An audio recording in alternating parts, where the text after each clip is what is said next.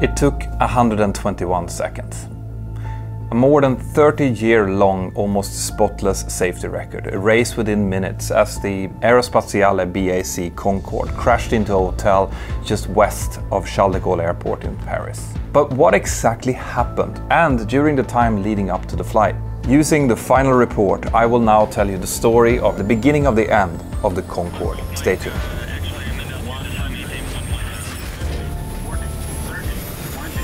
A huge thank you to CuriosityStream for sponsoring this video. Air France flight 4590 was actually a charter flight. It was scheduled to fly from Charles de Gaulle Airport in Paris, France, over towards JFK International in New York, United States. Once they landed in New York, the passengers, who were mainly German but other nationalities as well, were supposed to get onto a cruise ship that would take them down to Ecuador in South America, making this probably a one-in-a-lifetime trip. There was 100 passengers scheduled for the flight and 6 cabin crew and 3 pilots. The aircraft being flown was the legendary Aerospatiale BAC Concorde, one of the most beautiful aircraft ever constructed and a feat of engineering. The Concorde first flew on the 2nd of March 1969, and during its more than 30-year tenure it had never suffered a fatal accident. There are a couple of things that you need to understand technically about the Concorde in order for this story to make sense. If we start with the wing design, we've all seen these beautiful pictures of the Concorde flying with their fantastic delta wing. Now, the reason that the engineers used a delta wing for the Concorde is because a delta wing will work well both in the subsonic, transonic and supersonic speed ranges. The issue with the delta wing though is that in order for it to provide enough lift for takeoff and landing, you need to have both a very high speed and also a quite high angle of attack. Just to give you an example, a Boeing 737 would generally take off at a speed of around 140 to 150 knots. The Concorde, on the other hand, needed about 200 knots. And this is really important because those type of speeds would put an enormous stress on the tires being used on the aircraft. In fact, the Concorde, during its 30 years of operation, had 57 tire bursts. 12 of those had caused structural issues with the aircraft as pieces of tire had been thrown up towards the underside of the wing. And in 6 cases, the wing tanks had actually been penetrated. The most serious of those incidents happened back in 1979, where a Concorde taking off from Washington in the United States had a tire burst during takeoff.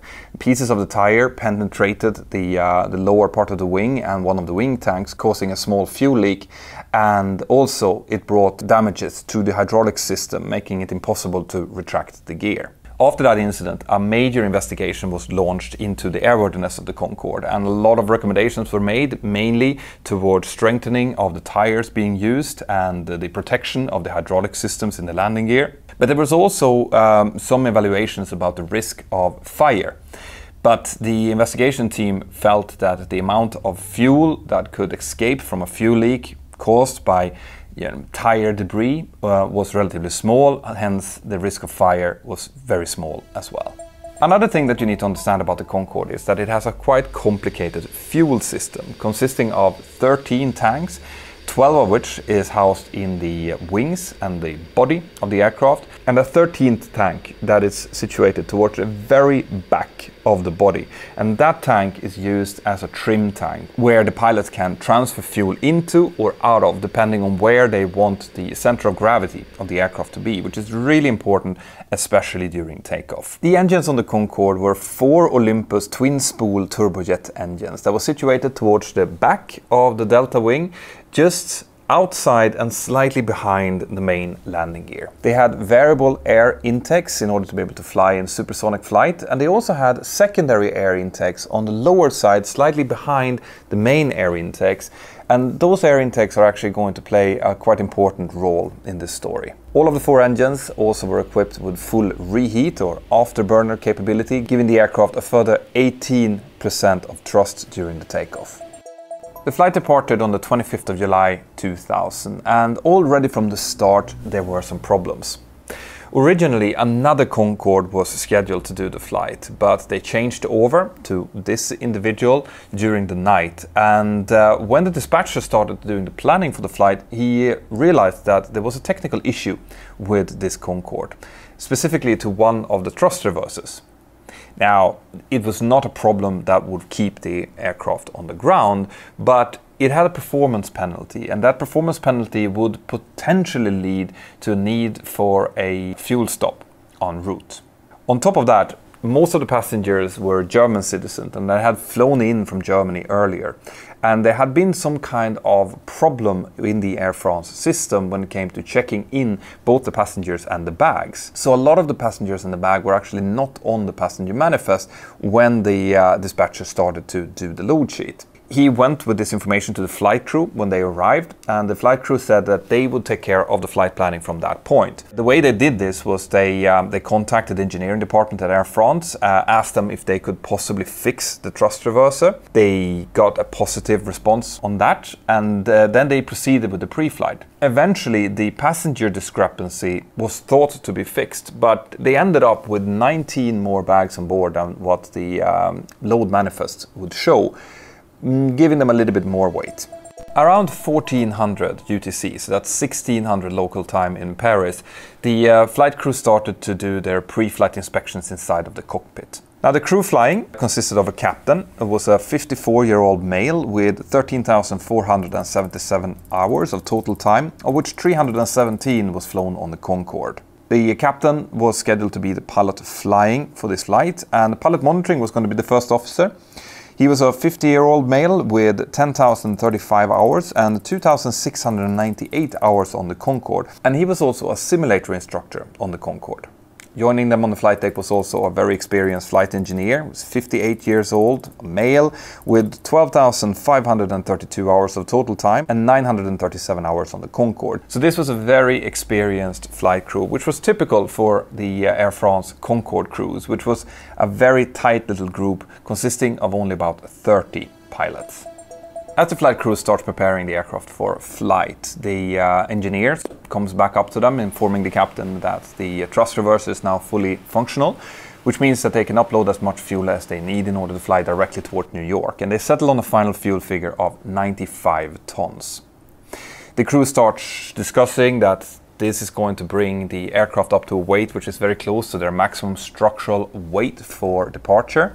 And when they do the calculation of their performance figures, they settle on a V1 speed of 150 knots, a V rotation speed of 198 knots, and a V2, which is the engine out speed of 220 knots. The dispatcher comes in with the final figures for departure, and he tells the crew that he has calculated on a taxi fuel burn of about 2 tons. This is later going to turn out to be way too much, but we'll get to that in a second. At time 14:25, everything is ready for departure. The cabin crew has given cabin secure, all of the passengers are seating down, and the flight crew receives their startup clearance. They start up the Concorde engines in sequence 3, 2, and then 4 and 1. And once the startup sequence is complete, they ask for taxi clearance. The runway used on this day is runway 26 right, which is one of the longest runways in Charles de Gaulle. So the air traffic controller asks the Concorde if they are able to take an intersection takeoff. But given their very high weight, the captain instead asks to get full length departure, runway 26 right. They receive their taxi clearance to start taxiing down taxiway Romeo to holding point, runway 26 right, and at time 14:35 UTC, the aircraft starts moving down towards the holding point. As they're taxiing out now, the crew continues with their pre-departure preparation. As part of that, the first officer realizes that one of the electrical control systems for the rudder keeps jumping out of its primary control system into its backup control system. He comments this to the flight engineer. He says, "Hey, you got the indicators going into green all the time." And the flight engineer responds back to that, yeah, that's true. They discussed this a little bit. They decide to go back into the primary control system anyway, and the flight engineer says that if this problem continues or happens during the takeoff roll, well then we'll just ignore it, because this is a dispatchable fault and it's not going to have any impact on the flight. During this taxi out as well, about 4 minutes prior to departure, they initiate a fuel transfer from fuel tank 11, which is at the very back of the aircraft, towards the feeder tanks in order to get the center of gravity of the aircraft to 54%, which is the sweet spot for takeoff at maximum takeoff weight. This fuel transfer was successfully completed a few minutes prior to departure. At the same time as this is happening, a DC-10 from Continental Airlines is lining up and taking off runway 26 right, the same runway that the Concorde is just about to take off from. During the takeoff roll, a short metal strip about 43 centimeters falls off the right-hand engine of the DC-10.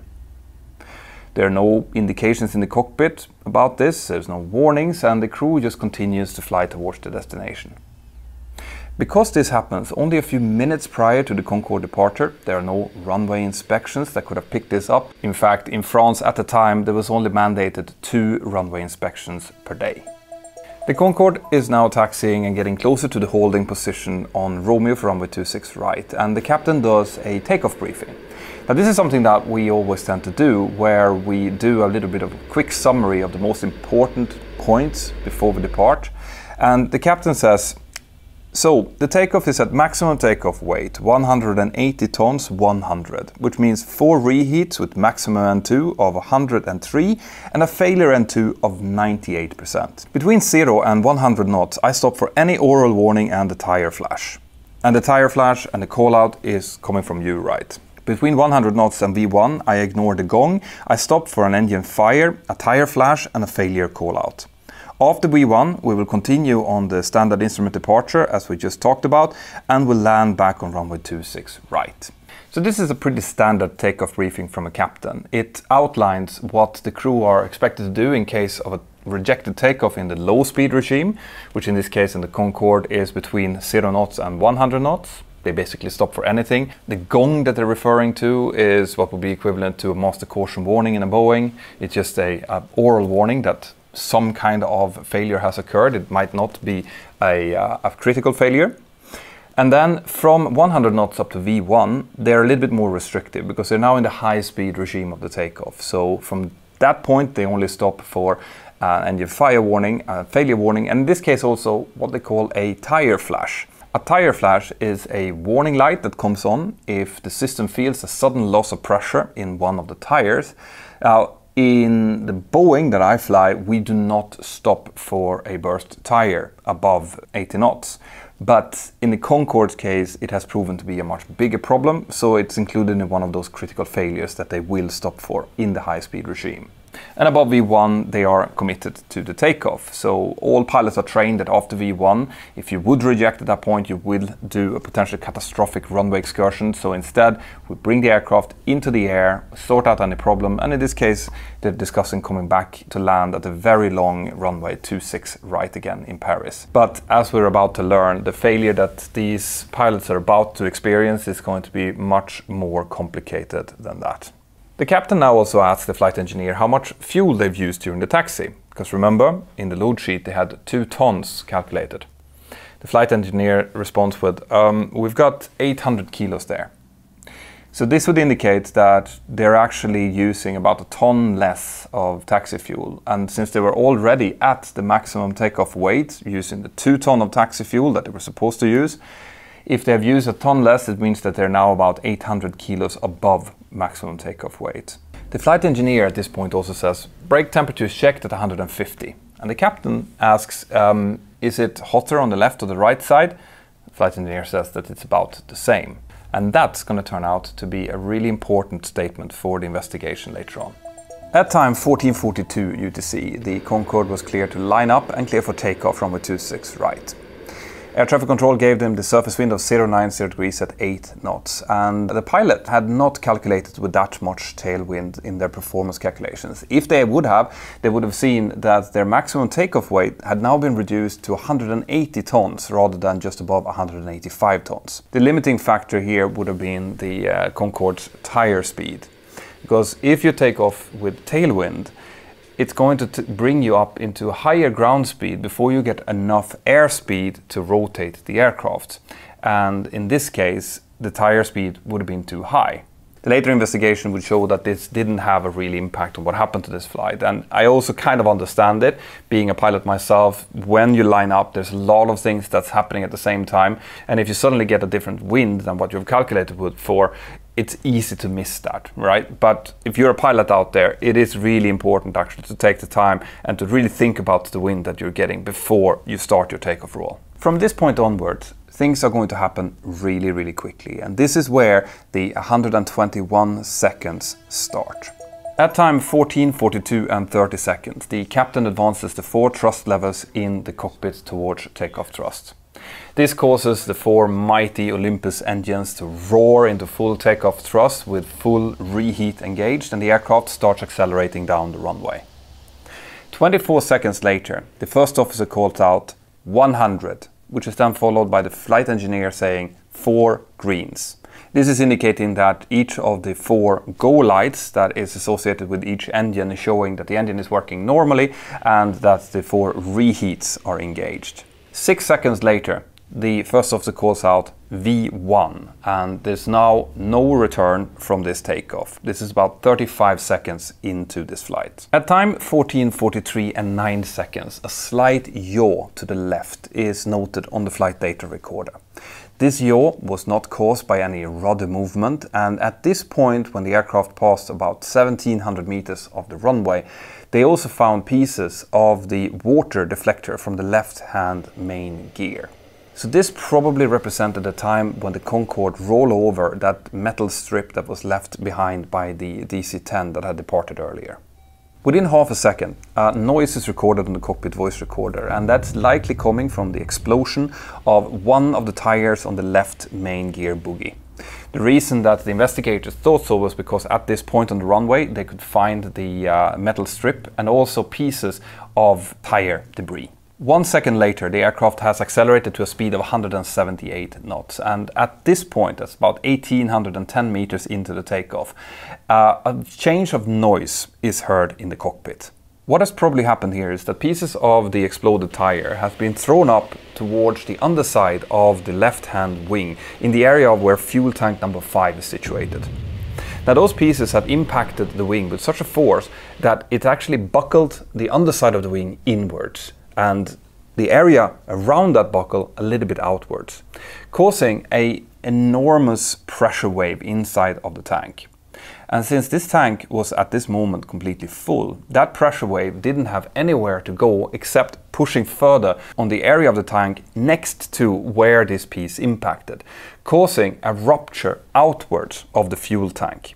And the reason that the investigators think that this is what happened is because they found pieces of the number 5 fuel tanks at this position on the runway, but the pieces indicated that the rupture has happened from inside of the fuel tank and not from the outside. The change of noise that can be heard on the voice recorder is most likely coming from the fact that several dozens liters of fuel is now gushing out through this hole from the number 5 fuel tank, and it has gotten into contact with something that caused it to ignite. What caused the fire to ignite and actually sustain itself is something that was greatly discussed in the subsequent investigation as well. But most likely the tire, when it exploded, caused a breakage of some electrical wires in the left gear strut.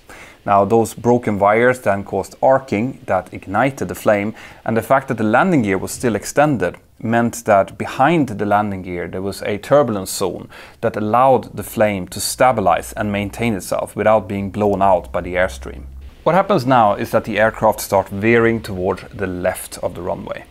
The captain counteracts with right rudder to maintain the descent line, and this is not because the engines are starting to fail, at least not at this point. Instead, it is likely that this veering moment is coming from the damage made to the left-hand tires, and also because of the aerodynamic drag that the flame is producing behind the aircraft. 2 seconds later, the aircraft is starting to lose thrust on both engine number 1 and 2, so both engines on the left-hand side. In the case of the number 1 engine, it's because it's ingesting a lot of debris from the broken tires, or rubber, things like that, and also quite a bit of hot gases. And in the case of engine number 2, which is the engine that's closest to the landing gear, it is because of ingestion of hot gases. As an engine ingests these gases, it changes the pressure inside of the compressor, and it can lead to compressor stalls, which is what's happening here. So the engine is basically choking on the gases. The first officer now calls out, "Watch out!" quickly followed by the flight engineer calling the exact same thing, "Watch out." And this is likely because the 2 go lights of engine 1 and 2 would have extinguished at this point, as they are stalling and not producing the thrust that they're supposed to do. The aircraft is now at a speed of 187 knots, still 8 knots below the rotation speed. But because both engine 1 and 2 have essentially failed at this point, engine number 1 is slowly recovering, but engine number 2 is back at idle thrust. The aircraft is starting to yaw very, very hard towards the left. The captain is counteracting this, but the aircraft is still starting to slightly veer off the center line. We don't know why the captain decides to start rotating at this point. Maybe it is because he feels that he is about to exit the runway. Maybe it is to avoid other traffic that he sees further down on the taxiway. We don't know this. But the fact is that he does start to rotate the aircraft, and he rotates slower than he would normally, probably indicating that he's aware that the speed is not high enough. As the aircraft is rotating, the flight engineer calls out something that sounds like "stop," but it wasn't clear on the voice recorder. But only a second later he calls out "engine failure, engine number 2."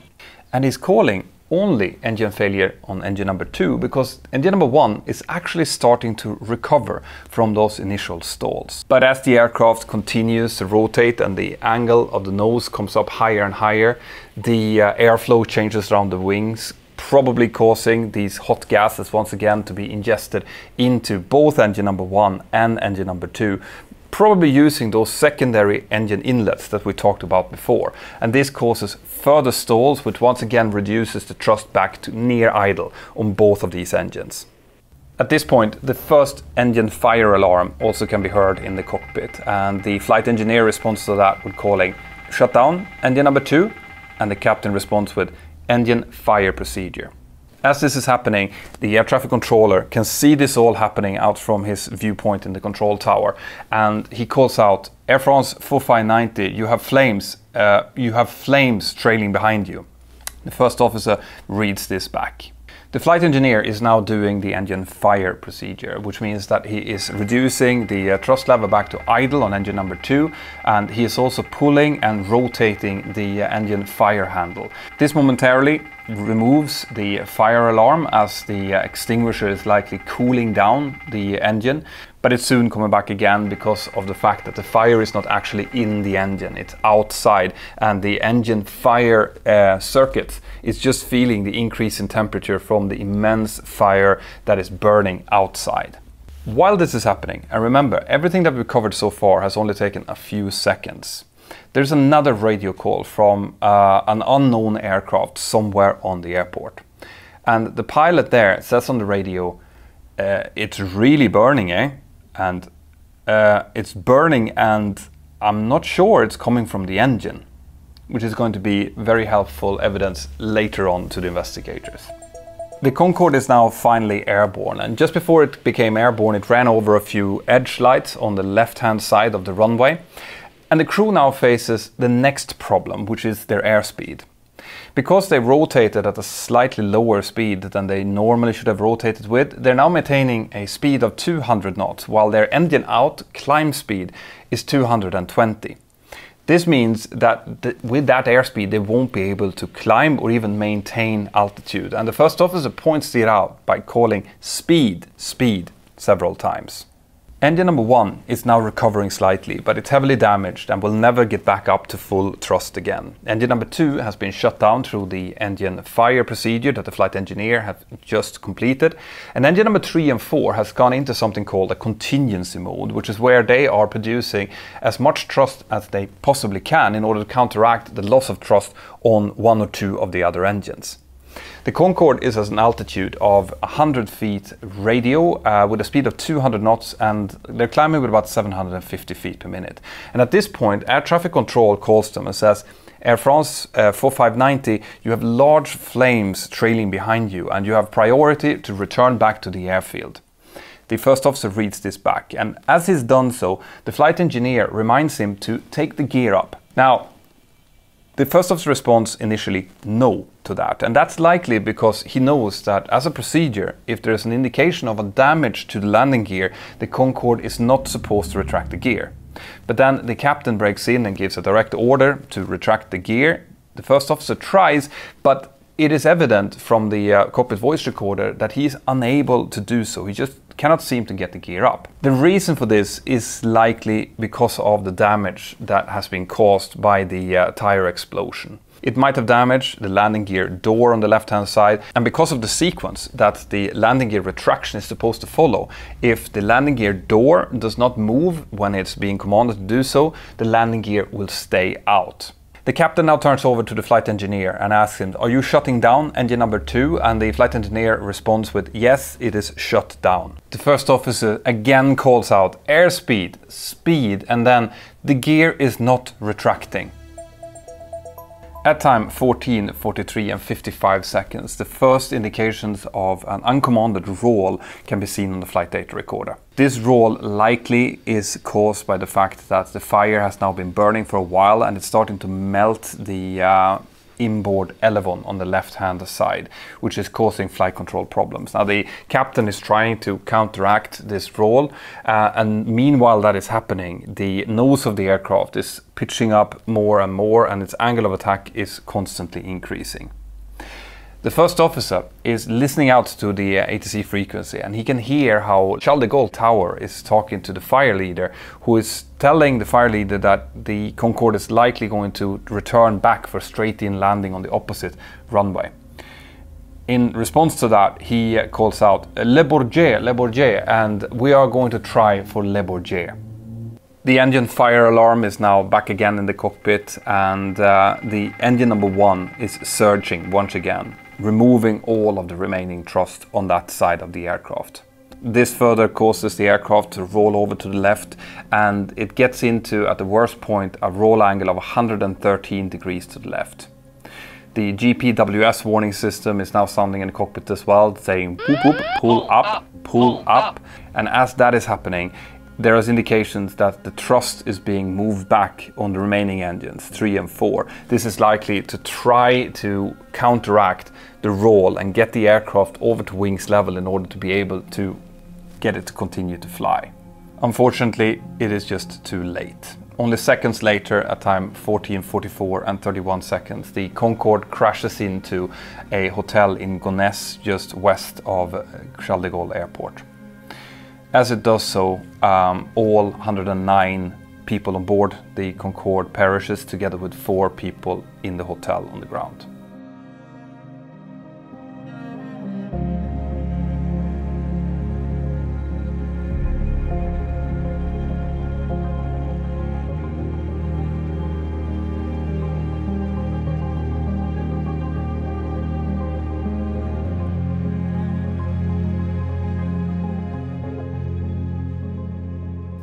This was an unspeakable tragedy, and start on the air accident investigation started immediately at the crash site.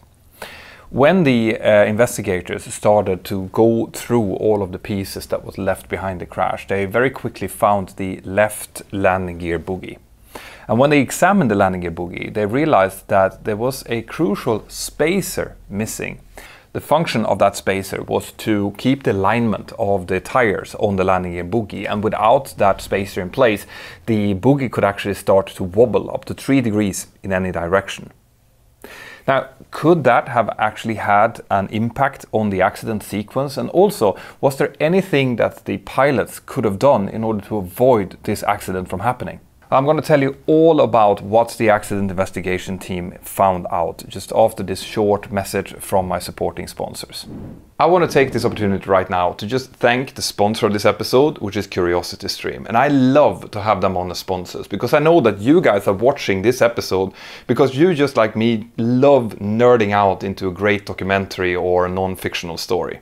And that's exactly what CuriosityStream is all about. They are a subscription streaming service with thousands of high-quality non-fictional stories or documentaries from some of the best filmmakers in the world. Now, I am watching right now something called Hurricane: The Anatomy. It's a mini-series, and I had no idea that I knew so little about hurricanes. If this sounds interesting to you, then go to curiositystream.com/mentorpilot, use the coupon code mentorpilot, and that will give you a whopping 25% off the yearly fee, and that comes down to, wait for it, $14.99 per year, which is just insanely cheap for what you get. So if that sounds interesting, go down, click the link, support me by supporting my sponsors, and enjoy. The first thing that the air accident investigation team started doing when they found out about the missing spacer was trying to find it, because maybe it was somewhere on the crash site. But quite quickly they actually found the spacer in an Air France workshop where the Concorde had undergone some maintenance to that landing gear bogie just a few days earlier. This was a very serious lapse on behalf of Air France, and the investigation team now needed to understand whether or not this missing spacer could have actually caused or aggravated the accident. And the way they went about doing this was they had a look at the performance data of the Concorde. If the landing gear bogie would have started to skew during the takeoff run, or indeed during the taxi out, you would be able to see that on the way that the aircraft accelerated during the takeoff. And also remember how the crew talked about the brake temperature before the takeoff and the fact that it was equal on both sides. Well, that was the first real clue that the landing gear bogie was actually lined well, at least during the taxi out, because if it would have been skewed, that would have had an indication on the brake temperatures, potentially higher on the left-hand side. During the takeoff roll, the investigators had a look at the rudder pedal movement of the pilots to see if there had been some kind of pull towards either direction. But they found nothing. And on top of that, the data from the performance manual of the Concorde very closely matched the actual performance of the aircraft during the takeoff roll. And that would indicate that at least during the takeoff roll initially, before they ran over the metal strip, there was no extra drag coming from the left wheel bogie. So the alignment seems to have been good all the way up until the aircraft crossed over that metal strip and the tire exploded. Together, these data indicate that even though the missing spacer was a major lapse on behalf of Air France, it still didn't have any real impact on the accident sequence. The investigation team now turned their eyes towards Continental Airlines and the DC-10 from which the metal strip had fallen. And when they visited Continental Airlines and they went through the maintenance history of this DC-10, they recognized that this support metal strip had actually been replaced not once but twice within the previous 2 months. And when they looked at it, they realized that the metal strip in itself had not been manufactured according to the engine manufacturer instructions. It had also been drilled 37 times rather than the 12 times that was stipulated by the engine manufacturer. And the metal strip next to it was actually a little bit too long. And that was what was causing this metal strip to be constantly wore down, and probably also the reason that it fell off in the first place. These findings led to quite a lot of litigation and legal issues between the French authorities and Continental Airlines, but we're not going to get into that in this video. Instead, let's have a look at how the pilots performed during these 121 seconds. The air accident investigation team very quickly realized that the pilots had never been trained for a scenario like this, where they would lose both engines on one side together with a huge fuel leak and on top of that a fire. Since the aircraft had accelerated past their decision speed of V1 when they ran over the metal strip and the tire exploded, the crew was essentially committed to the takeoff from that point. If they would have decided to reject the takeoff, it is highly likely that the aircraft would have had a high-speed runway overrun, which would have led to a landing gear collapse, and that together with the already burning fire would have in all probability led to a complete loss of the aircraft. So the fact that they continued the takeoff and brought the aircraft into the air was completely understandable. Once they were in the air, they effectively lacked enough thrust to get the aircraft to accelerate up to any sustainable climb speed or climb, given that they couldn't retract the gear. And the fact that they couldn't retract the gear was probably what was maintaining the flame outside as well.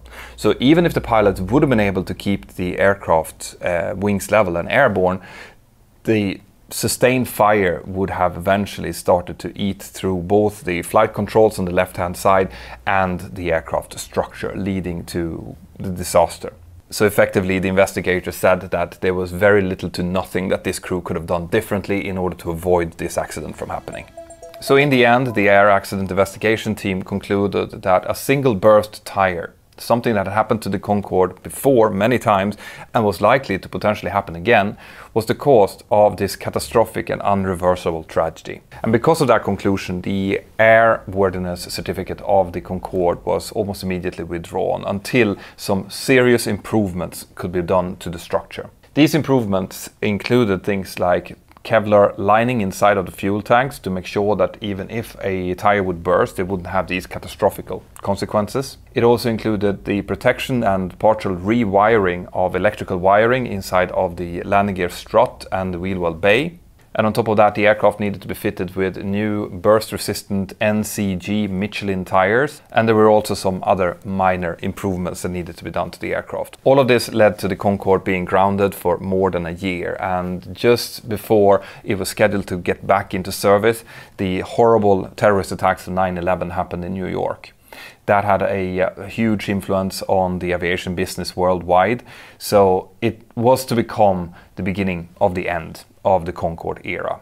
The Concorde continued to fly for another approximately 2 years until British Airways, as the last remaining operator, retired the last Concorde on the 24th of October 2003, marking the end, at least for now, for passenger supersonic flight. I also want to mention here that the UK Air Accident Investigation team had some serious issues with the way that they had been treated by the French investigation team in this effort.